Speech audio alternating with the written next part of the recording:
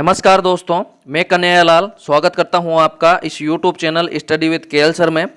दोस्तों, आज फिर आपके सामने हाजिर हूं संविधान के महत्वपूर्ण अनुच्छेदों के वीडियो को लेकर।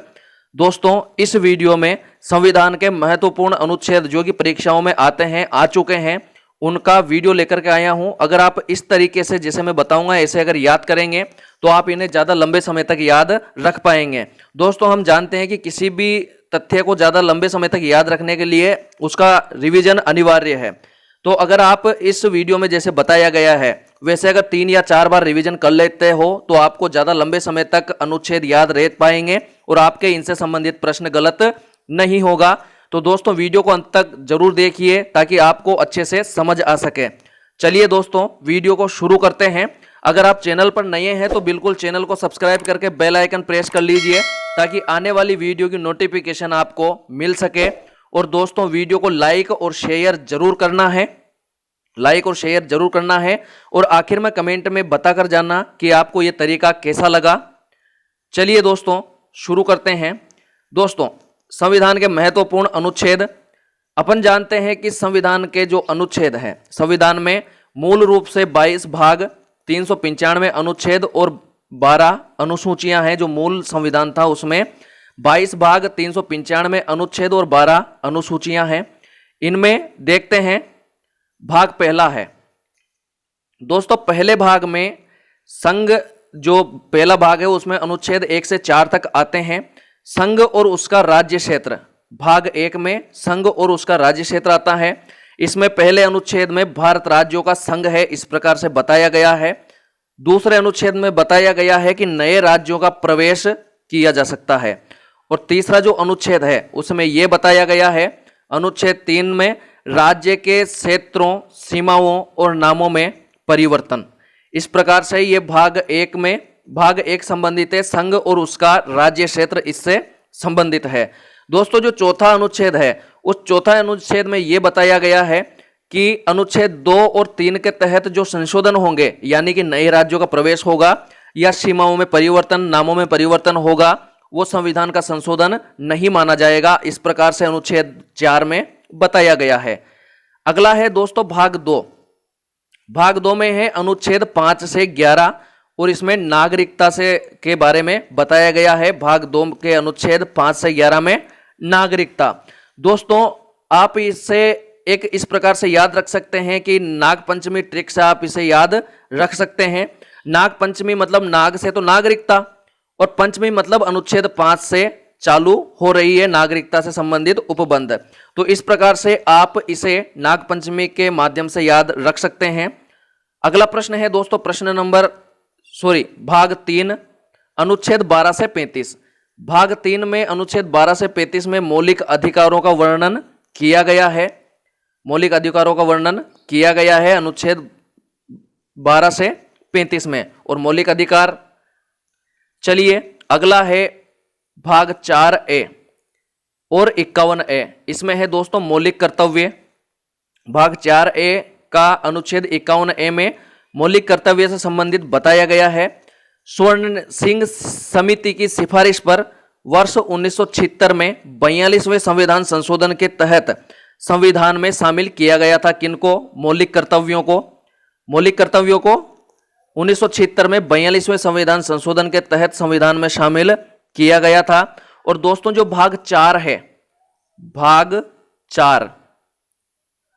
4 अनुच्छेद 36 से 51, इसमें राज्य के नीति निर्देशक तत्वों के बारे में बताया गया है। यहां पर भाग 4 छूट गया है, तो भाग 4 में अनुच्छेद 36 से 51 में राज्य के नीति निर्देशक तत्वों के बारे में बताया गया है। चलिए दोस्तों, आगे चलते हैं।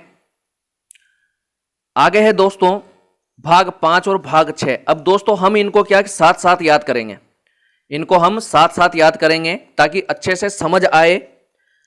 दोस्तों, भाग 5 है अनुच्छेद 52 से 51, अनुच्छेद 52 से 151, और इधर भाग 6 है अनुच्छेद 152 से 237। तो दोस्तों देखिए, अनुच्छेद 52 में है राष्ट्रपति का पद, अनुच्छेद 53 में है शक्ति कार्य, अनुच्छेद 54 में है निर्वाचन। इस प्रकार से 52, 53, 54 अपन को अनुच्छेद याद रखने हैं। राष्ट्रपति के पद, फिर कार्य और निर्वाचन, इस प्रकार से। अब दोस्तों देखिए, ये राष्ट्रपति है, इधर राज्यपाल है। हम जानते हैं कि जिस प्रकार से केंद्र में राष्ट्रपति होता है उसी प्रकार से राज्य में राज्यपाल होता है। अब दोस्तों ये जो क्या है 52 है, 52 है, 52 में आप क्या करें, इनमें सभी में +1 कर दीजिए। तो 52 में 1 जोड़ेंगे तो कितना होगा दोस्तों 53, और जो आपने 1 जोड़ा है उसको आगे रख दीजिए तो क्या हो जाएगा दोस्तों 153। तो यहां पर अनुच्छेद 52 है, राष्ट्रपति का पद है। उसी प्रकार से राज्य में राज्यपाल है और राज्यपाल का पद है, तो इसमें 1 जोड़ दीजिए, 1 आगे रख दीजिए, ये अनुच्छेद आ जाएगा। उसी प्रकार से 53 है, इस 53 में 1 जोड़िए, क्या आएगा दोस्तों 54, और 54 कितना जोड़ा है 1, उसको आगे रख दीजिए तो अनुच्छेद 154 शक्ति और कार्य आ गया, बिल्कुल शक्ति और कार्य। अब अनुच्छेद 54 है, इसमें 1 जोड़िए, क्या आएगा 55, और 1 आगे रख दीजिए 155, तो वही निर्वाचन। जिस प्रकार से यहां पर राष्ट्रपति का निर्वाचन है, यहां पर राज्यपाल का निर्वाचन है अनुच्छेद 155 के तहत। तो दोस्तों आप इस प्रकार से इनको संख्याओं के माध्यम से इन अनुच्छेद को याद रख सकते हैं। आपको याद रखना है, राष्ट्रपति में अनुच्छेद 52 राष्ट्रपति का पद, 53 शक्ति कार्य, 54 निर्वाचन। अब इनमें +1 करते जाना है और आपको राज्यपाल के पद, शक्ति और कार्य भी याद रहेंगे। बस आपको इसका रिवीजन करना है ताकि आप इन्हें भूलें नहीं। आगे देखिए दोस्तों, यहां पर है अनुच्छेद 61। अनुच्छेद 61 में महाभियोग है। हम जानते हैं कि महाभियोग के माध्यम से राष्ट्रपति को उसके पद से हटाया जा सकता है और इसकी राष्ट्रपति को 14 दिन पूर्व सूचना देनी होती है। अगला है दोस्तों इधर अनुच्छेद 72 में क्षमादान की शक्ति है। क्षमादान के अंतर्गत अपन जानते हैं कि राष्ट्रपति जो है किसी भी व्यक्ति के मृत्युदंड की जो मृत्युदंड है उसको भी क्षमा कर सकता है। अनुच्छेद 123 में है अध्यादेश। जब संसद का सत्र नहीं चल रहा होता है तो राष्ट्रपति जो है अध्यादेश ला सकता है। और 143 अनुच्छेद 143 में बताया गया है कि राष्ट्रपति अपने कार्यों के लिए किसी भी मामले में सुप्रीम कोर्ट से सलाह मांग सकता है, लेकिन अपन जानते हैं, आप जानते हो कि राष्ट्रपति सुप्रीम कोर्ट की सलाह मानने के लिए बाध्य नहीं है। उसी प्रकार से इधर राज्यपाल है दोस्तों। अनुच्छेद 153 में उपबंध है कि जो राज्यपाल है वो राष्ट्रपति के प्रसाद पर्यंत कार्य करेगा। राष्ट्रपति को हटाने के लिए क्या लगाएंगे दोस्तों, महाभियोग, अनुच्छेद 61। और अनुच्छेद 153 में उपबंध है उसी प्रकार कि राज्यपाल राष्ट्रपति के प्रसाद पर्यंत कार्य करेगा। इधर 72 में क्षमादान का उल्लेख है राष्ट्रपति का, तो इधर राज्यपाल की क्षमादान का उल्लेख है अनुच्छेद 161 में। लेकिन राज्यपाल जो है किसी भी व्यक्ति के मृत्युदंड को क्षमा नहीं कर सकता है। अनुच्छेद 213 में उल्लेख है अध्यादेश का। इधर 123 में राष्ट्रपति अध्यादेश लाता है और इधर 213 में राज्यपाल अध्यादेश लाएगा।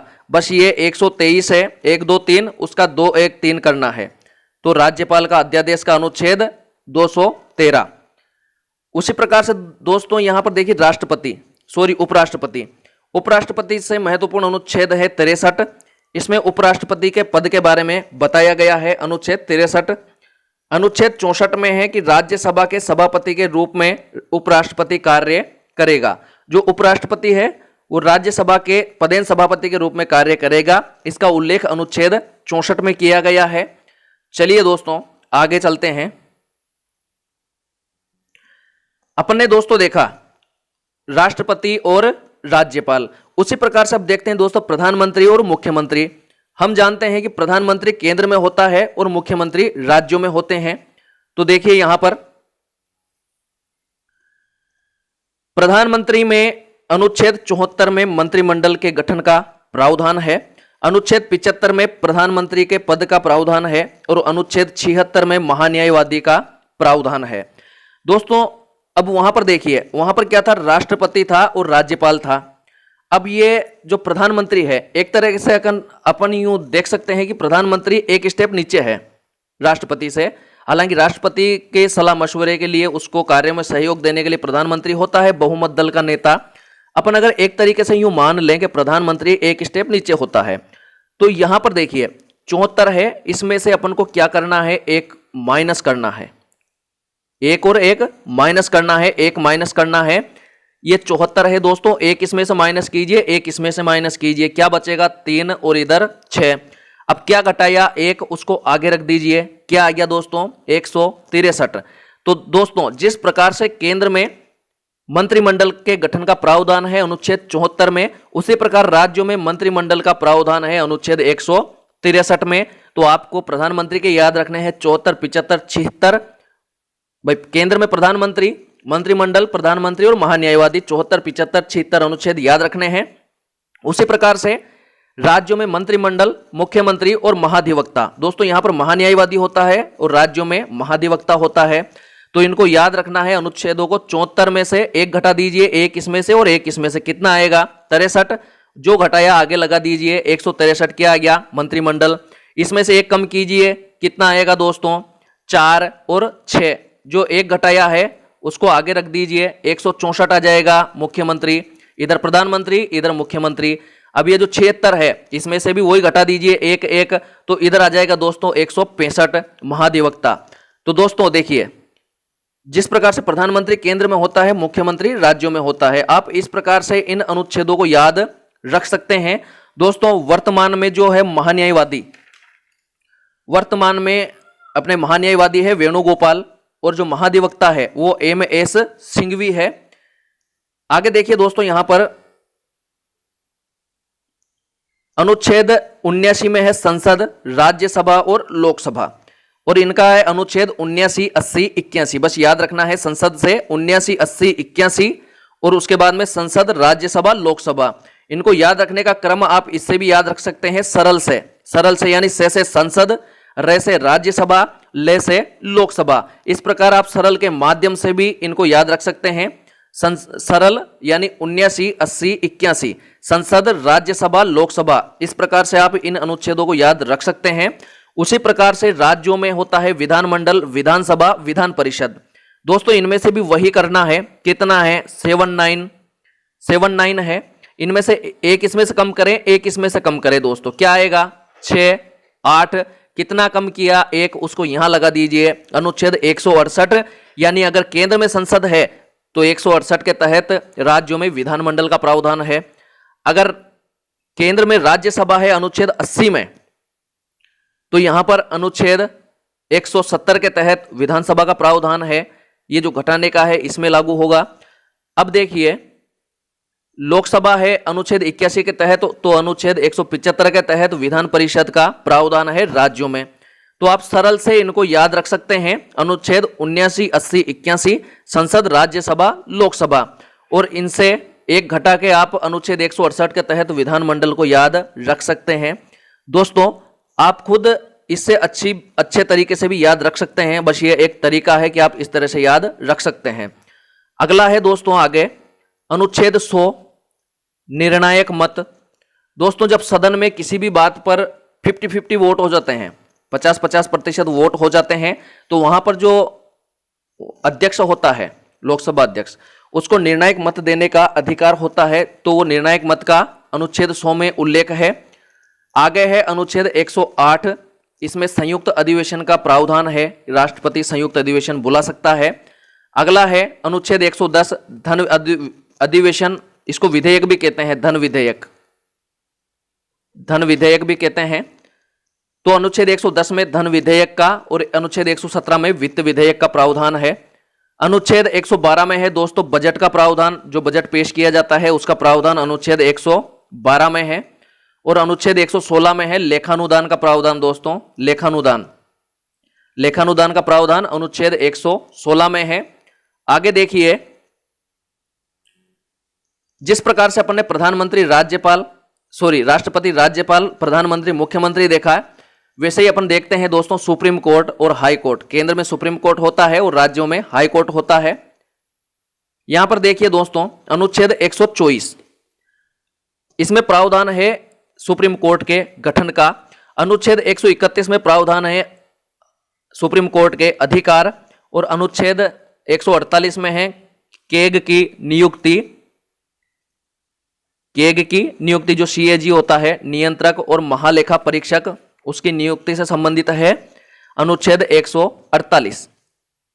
उसी प्रकार से राज्यों में है दोस्तों, यहां 1, 2, 4 है, तो यहां पर 2, 1, 4 कर दीजिए। अनुच्छेद 214, राज्यों में हाई कोर्ट के गठन का प्रावधान।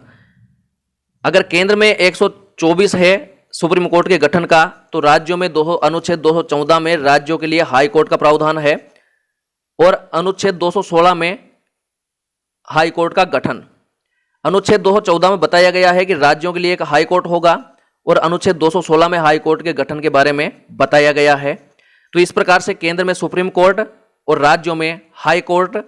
दोस्तों वर्तमान में जो अपने केग हैं वो है गिरीश चंद्र मुर्मू जी, नियंत्रक और महालेखा परीक्षक। आगे देखिए केंद्र राज्य संबंध। अनुच्छेद 249 राज्य सूची विषय पर कानून बनाने की शक्ति। अनुच्छेद 249 उल्लेख करता है कि राज्य सूची के कुछ विषयों पर केंद्र कानून बना सकता है विशेष परिस्थिति में।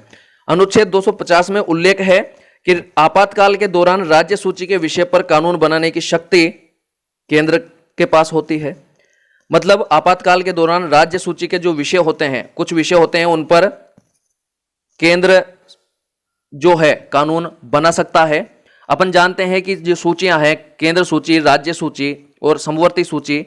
केंद्र सूची पर केंद्र नियम कानून बनाते हैं, राज्य सूची पर राज्य बनाते हैं और समवर्ती सूची पर दोनों ही बनाते हैं। लेकिन आपातकाल के दौरान केंद्र राज्य सूची के विषयों पर भी कानून बना सकते हैं। अनुच्छेद 250 में यही है कि आपातकालीन समय में केंद्र राज्य सूची के विषयों पर कानून बना सकते हैं और 249 में विशेष परिस्थिति होने पर कानून बना सकते हैं। अनुच्छेद 262 है नदी जल विवाद। अनुच्छेद 262 में नदी जल विवाद का संबंध है।